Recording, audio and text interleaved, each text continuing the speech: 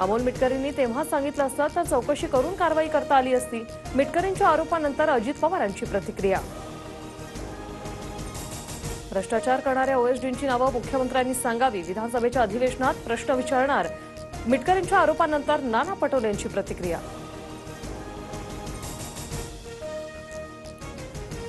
संतोष देशमुख हत्याप्रकरणी उज्ज्वल निकमांची विशेष सरकारी वकील म्हणून नियुक्ती। पोलिसांनी आरोपपत्र दाखल केल्यानंतर प्रकरण न्यायालयात जलद गतीने चालवणार, उज्ज्वल निकमांचं आश्वासन।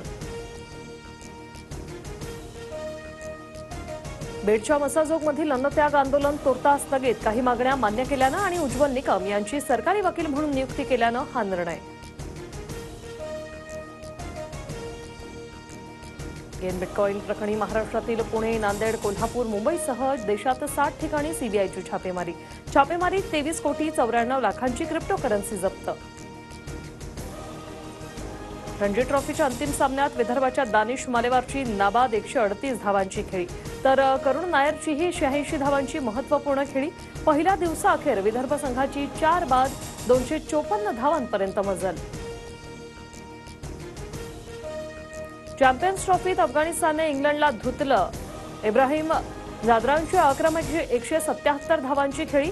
अफगाणिस्तानचं इंग्लंडला 326 धावांचं आव्हान।